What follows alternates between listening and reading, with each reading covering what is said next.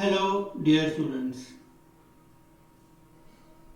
I welcome all of you in the fourth video lecture of 1.2 On to the Summit. We reach the top. I am Anand Soranis from Mahatma Gandhi Vidya Mandir, MHG College, HSC Vocational Department, Malegaon Camp, Nasik.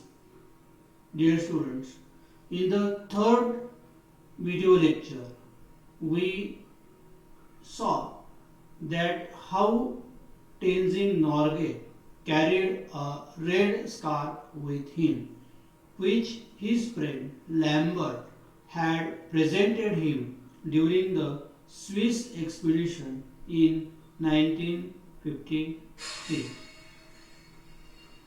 Now, he also told us that when they reached at the top of the mountain, what kind of surrounding he viewed from the top of the Mount Everest. He told the place at the top of the mountain was very narrow, where 2 or 3 people could stand. He also told about second place, which is 20 to 30 feet below the top, where 2 people can sleep. Then he told that the scenery that looked below the Mount Everest. He compared hills and mountains with gods and goddesses. He also told the plains looked like broken pieces of maps. Then he also cleared that the Mount Everest, the top of the Mount Everest, is surrounded with snow and rocks. Then he also informed us that they stopped at the top of the mountain for 15 minutes. Later on, they began their journey towards downward. And while climbing down the Mount Everest, it was very dangerous and risky because of the Kangchenjunga Glacier.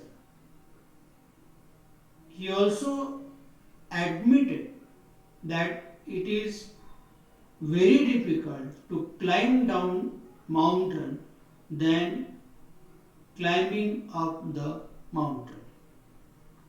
So we had come up to this part in the third part of the video lecture.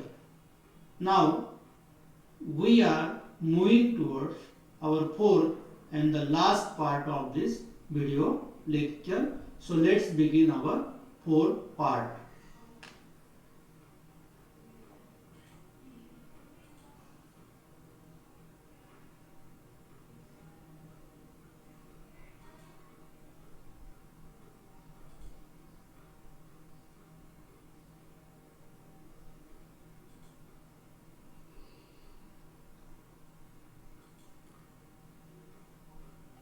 So here is the fourth part of the video lecture that we are going to begin with.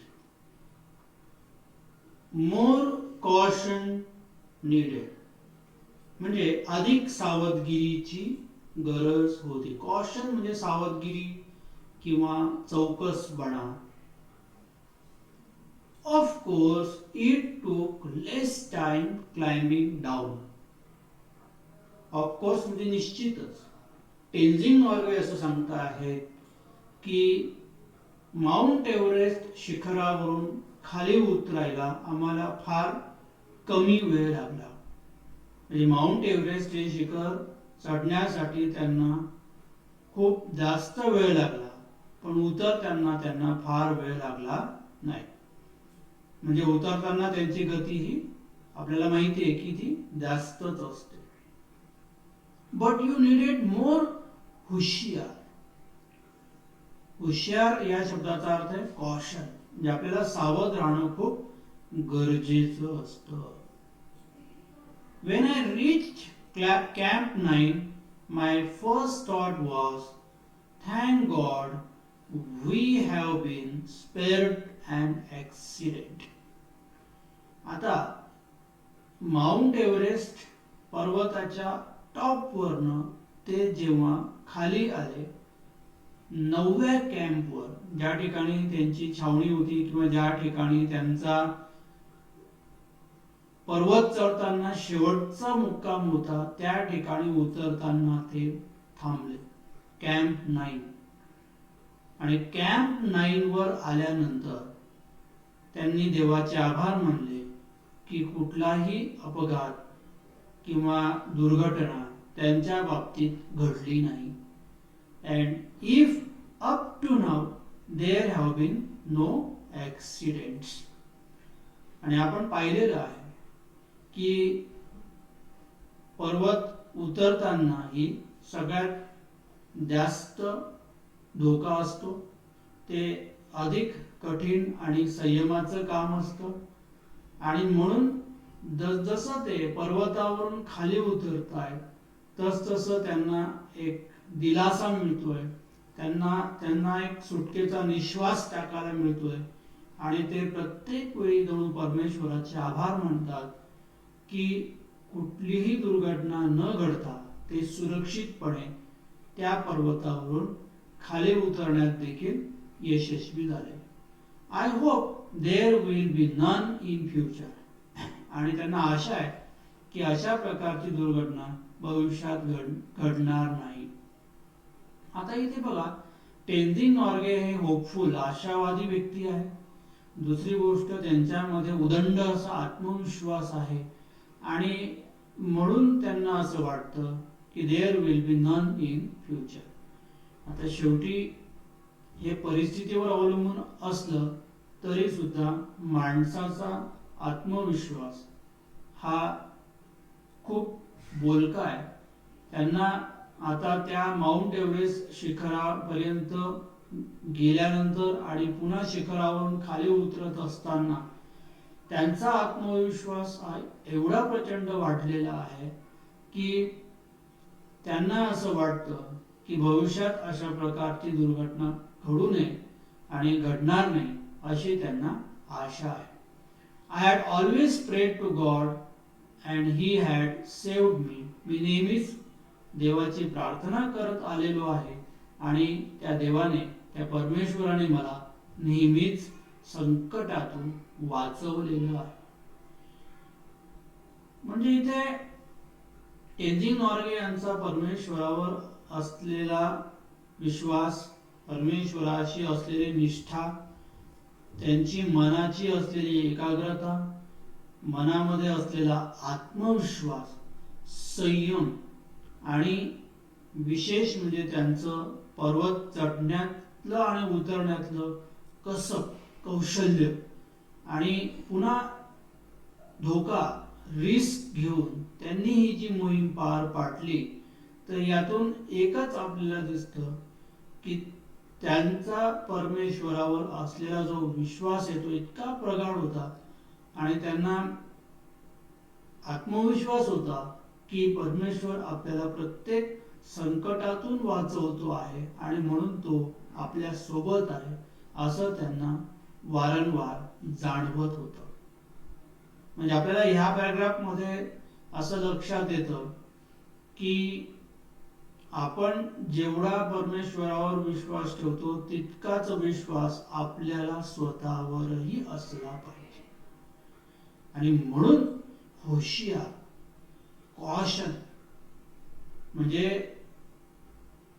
कुठलीही मोहीम, कुठलीही कृती करत असताना आपल्यामध्ये चौकसपणा हा गुण असणं आवश्यक आहे. इफ वी आर नॉट होशियार, if we are not cautious, then we can endanger ourselves. म्हणजे जीवनामध्ये प्रसंगावधानता ठेवणं, प्रेझेन्स ऑफ माइंड असणं, चौकस असणं, हुशार असणं, क्लेवर असणं हे किती महत्वाचं आहे हे त्यांनी आपल्या त्या गिर्यारोहणाच्या प्रसंगातून दाखवून दिलेलं आहे. म्हणजे जीवन जगणं आणि गिर्यारोहण करणं, आता यांची एक प्रकारे जर आपण सांगड घातली तर दोन्ही गोष्टींमध्ये एक साम्य आहे की जीवन जगत असतानाही आपल्याला तितकंच चौकस राहावं लागतं जितकं आपण गिर्यारोहण करताना चौकस राहतो. म्हणजे आपल्या जीवनामध्ये सुद्धा कोणतीही संकट कशी कोणत्या मार्गाने येतील हे सांगता येत नाही. तसं गिर्यारोहकांचं आहे की त्यांच्या त्या मोहिमेमध्ये त्यांना कोणतं संकट किंवा कसं येईल हे सांगता येत नाही. आणि ही संकट पेलवण्यासाठी म्हणून जी प्रसंगावधानता आहे, जी हुशारी आहे, जी बुद्धिमत्ता आहे, जे कसब कौशल्य आहे, जी शारीरिक आणि मानसिक क्षमता आहे, ती आपल्यामध्ये जर परिपूर्ण असेल आणि त्यापेक्षा अजून वेगळं सांगायचं म्हणजे आपल्यामध्ये असलेला आत्मविश्वास आणि परमेश्वराच्या शक्तीवर नितांत श्रद्धा असली म्हणजे आपण जीवनामधल्या वेगवेगळ्या प्रसंगांना तोंड देऊ शकतो. आता इथे गिर्यारोहण करत असतानाचं हे उदाहरण आपण एक रूपक अलंकाराच्या स्वरूपामध्ये या पॅराग्राफचा अर्थ घेऊ शकतात. हुशार, कॉशन. आपल्याला परीक्षेमध्ये एक्सप्लेन द टर्म हुशार म्हणजे हुशार ही टर्म किंवा संज्ञा स्पष्ट करा असं विचारलं जातं. Next paragraph. At Camp 9, Hillary and I were in no mood for any talking. आता माउंट एव्हरेस्ट पर्वतावरून खाली उतरल्यानंतर जेव्हा ते 9व्या कॅम्पवर 9व्या टप्प्यावर येतात तेव्हा हिलरी आणि त्यांच्यामध्ये बोलण्याची कोणतीही मनस्थिती नसते. No mood for any talking. आता नो मूड याचा अर्थ त्यांच्यात भांडण झालं वगैरे असं नाही. नो मूड म्हणजे इथे त्यांची मनस्थिती नव्हती, कारण ते खूप थकलेले पण होते, त्यांना खूप क्षीण पण आलेला होता आणि विश्रांतीची फार आवश्यकता होती. या अर्थाने they were in no mood for any talking. बघा, शारीरिक श्रमामध्ये माणूस खूप थकला तर माणसाला बोलण्याची इच्छा होत नाही. आणि म्हणून इथे म्हटलेलं आहे की Hillary and I were in no mood for talking. We just attended to our own things. फक्त ते स्वतःच्या गोष्टी अटेंड करत होते. अटेंड करणे म्हणजे लक्ष देणे. ओन थिंग्स म्हणजे आता पर्वतावरून खाली उतरत असताना जे 9 टप्पे होते, आता ते सर्वप्रथम वरून खाली उतरताना 9व्या टप्प्यावर, त्यानंतर 8व्या टप्प्यावर, 7व्या टप्प्यावर या पद्धतीने ते त्या पर्वतावरून खाली उतरत होते. तर त्यावेळेस त्यांनी त्यांच्या सोबत नेलेल्या जेवढ्या पण वस्तू आहेत, जो काही लवाजमा त्यांनी स्वतःच्या सोबत नेला होता, तर त्याच्यात कोणती गोष्ट आपल्याला खाली न्यायची, कोणती नाही न्यायची, तर याविषयी त्यांच्या मनामध्ये विचार सुरू होता. We stayed there about half an hour. आता 9 कॅम्प किंवा 9व्या टप्प्यावर त्यांनी अर्धा तास मुक्काम केला. अर्ध्या तासामध्ये we boiled some snow to make lemon water and drank it. त्यांनी बर्फ वितळवून लेमन वॉटर, लिंबूचं पाणी बनवलं. स्वतःमध्ये एनर्जी, ऊर्जा टिकून राहावी आणि म्हणून त्यांनी लेमन वॉटर बनवलं आणि ते प्यायले. आता पुन्हा इथे प्रश्न आहे, वी बॉइल्ड सम स्नो. आता ही त्या माउंट एव्हरेस्ट पर्वतावर आपल्याला फक्त बर्फच आढळतो, पाणी आढळत नाही, कारण त्या ठिकाणातलं जे तापमान आहे ते गोठणबिंदूच्या खाली उणे सेल्सिअस मध्ये असल्यामुळे त्यांनी पाणी कसं उकळवलं असेल, तर त्यांच्याकडे इलेक्ट्रिक स्टोव्ह असतो आणि तो इलेक्ट्रिक स्टोव्ह पेटवून त्या साहाय्याने त्यांनी तो बर्फ वितळवून त्याचं लिंबू पाणी बनवलं आणि ते प्याले. म्हणजे एक एनर्जी ड्रिंक म्हणून त्यांनी ते तयार केलं. मग अर्धा तास कॅम्प 9 वर मुक्काम केल्यानंतर when we left we took only our sleeping bags. त्यांनी फक्त आपल्या ज्या झोपण्यासाठी वापरल्या जाणाऱ्या ज्या बॅग्स म्हणजे एअर बॅग्स असतात त्या सोबत घेतल्या. And left everything else behind in the tent. आणि सर्व काही त्यांनी त्या तंबूमध्ये तसंच सोडून दिलं, कारण त्यांच्यामध्ये एनर्जी नव्हती सगळ्या गोष्टी आता ते नेऊ शकतील असं. आणि म्हणून त्यांनी फक्त स्वतःसोबत स्लीपिंग बॅग घेतल्या. स्लीपिंग बॅग ते कशासाठी की त्यांना अजून 8 टप्पे ओलांडून खाली पोहोचायचं आहे, म्हणून त्यांनी स्वतःसोबत फक्त स्लीपिंग बॅग्स आणि मग वॉटर बॅग वगैरे असेल तर ते त्यांनी स्वतःसोबत घेतले. फ्रॉम कॅम्प 9 to 8, मग 9 कॅम्प वरून 9व्या टप्प्यावरून ते 8व्या टप्प्यावर आले. Where we spend the night. त्या ठिकाणी त्यांनी संपूर्ण रात्र आराम केला. Was an easier job. आणि आता 8व्या टप्प्यावरचं त्यांचं जे काम होतं ते फार सोपं होतं. इझियर म्हणजे काय, सोपं होणे किंवा सहज होणे. Just about 8 camp where the others could see us. आता त्यांचं काम सोपं झालं 8व्या टप्प्यापासून, असं ते का म्हणतात, तर कारण ते असं म्हणतात की just about 8 camp where the others could see us. 8व्या टप्प्यावर आम्ही पोहोचल्यानंतर त्या टप्प्यावर आम्हाला इतर लोक दिसू शकत होते.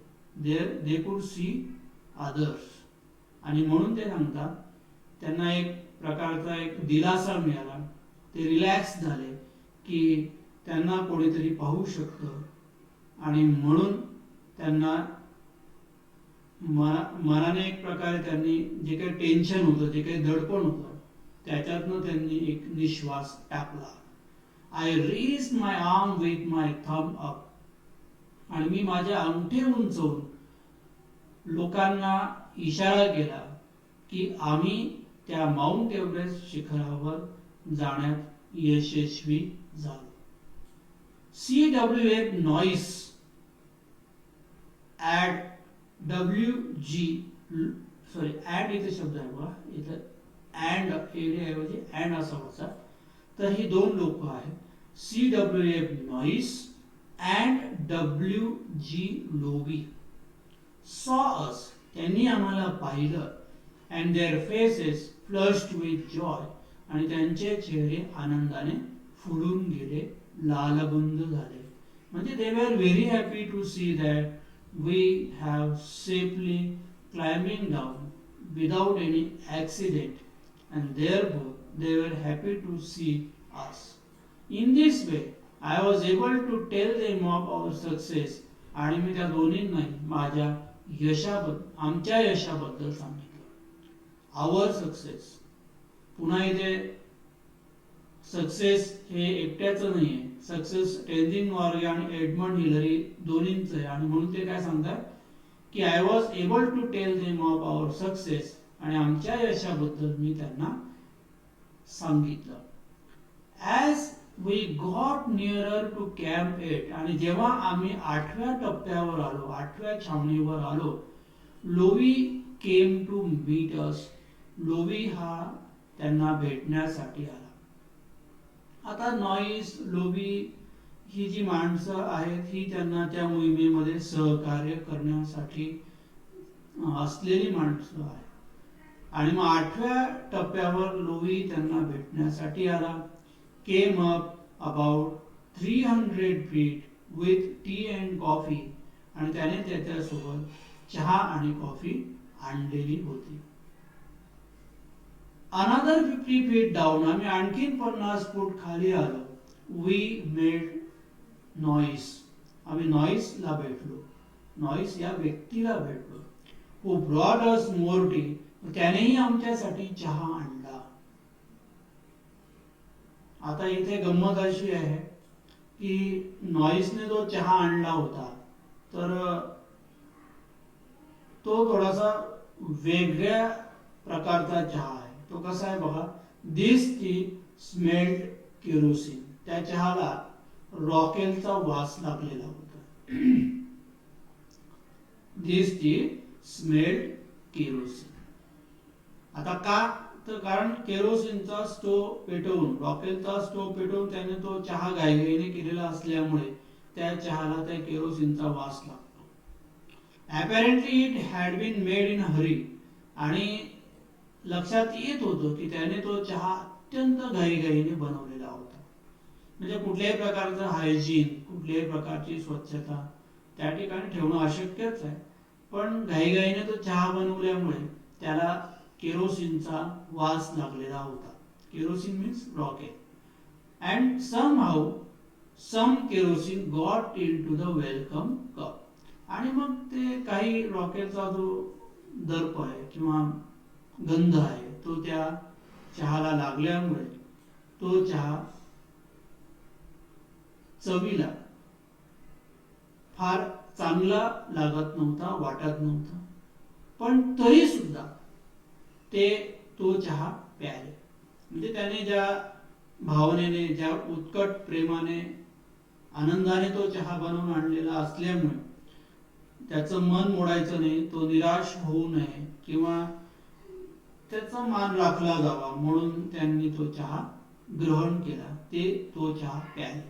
But I thought, since the gentleman had taken so much trouble to bring it. बघा लगेच तेंजिंग नॉर्गे म्हणताय की नॉईसने तो चहा तिथपर्यंत आणण्यासाठी खूप कष्ट घेतलेले होते आणि त्याच्यामुळे आम्हाला त्याला नाराज करायचं नव्हतं. I was going to enjoy it whatever the smell. मग त्या चहाचा गंध कुठलाही असो तर मी मात्र त्या चहाचा पूर्णपणे आस्वाद घेतला, असं तेंजिंग नॉर्गे आपल्याला सांगतात. म्हणजे इथे विपरीत परिस्थितीमध्ये सुद्धा माणसाला ऍडजस्टमेंट करता आले पाहिजे, हे आपल्याला तेंजिंग नॉर्गे कडनं शिकायचं आहे. म्हणजे काय की इतक्या उंच माउंट एव्हरेस्ट पर्वतावर चढल्यानंतर आणि उतरत असताना खूप खडतर हा जो प्रवास आहे हा करत असताना आपल्याला सगळ्याच गोष्टी अप टू डेट मिळतील असं नसतं. आणि म्हणून काही गोष्टींमध्ये आपली त्या परिस्थितीला जुळवून घेण्याची सुद्धा भूमिका महत्वाची असते. आणि हीच भूमिका तेंजिंग नॉर्गे आणि एडमंड हिलरी यांनी निभावलेली दिसून येते. आता इथे अपॅरेंटली हा एक शब्द आलेला आहे बघा. याचा एक अर्थ समजून घ्या. As far as one knows or one see. Apparently म्हणजे स्पष्टपणे आपल्याला जे दिसतंय किंवा स्पष्टपणे जे आपल्याला जाणवत आहे.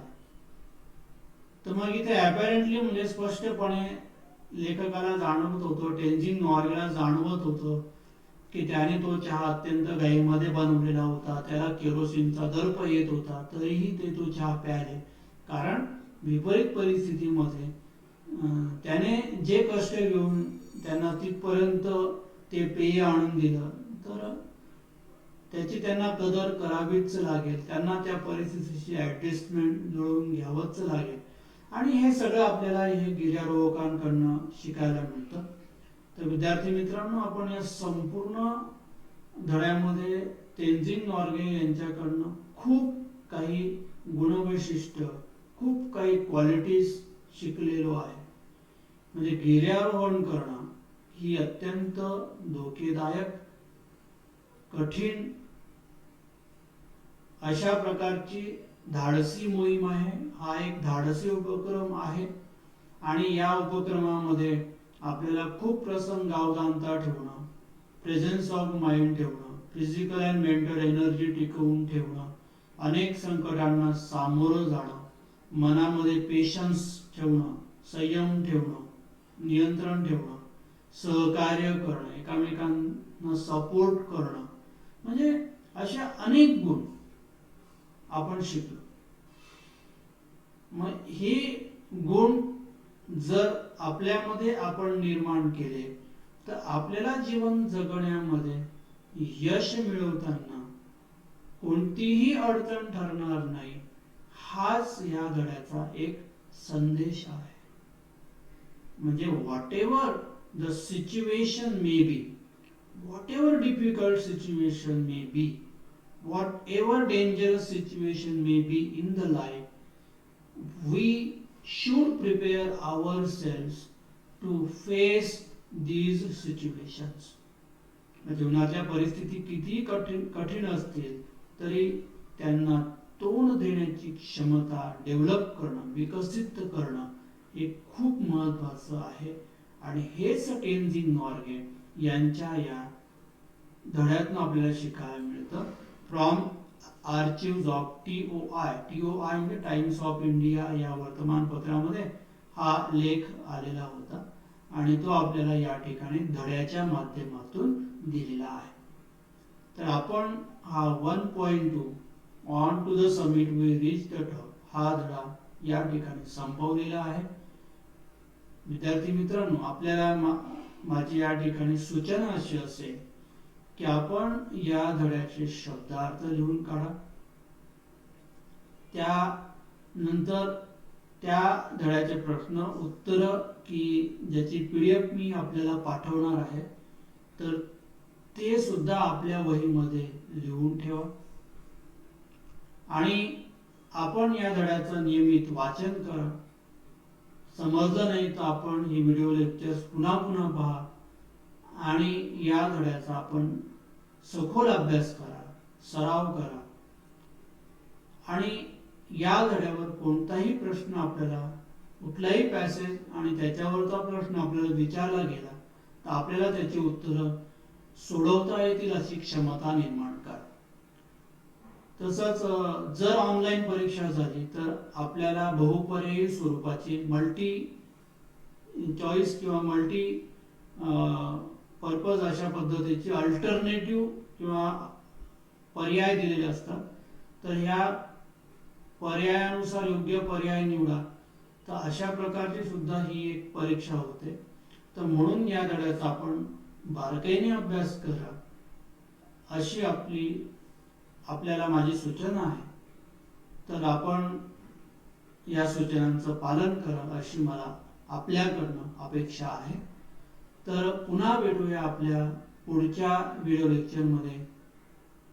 1.3 हा भाग घेऊन मी येणार आहे. तर तोपर्यंत मी आपला या ठिकाणी निरोप घेतो. Till then, good bye everybody. We shall see again in the next video lecture. Thank you very much.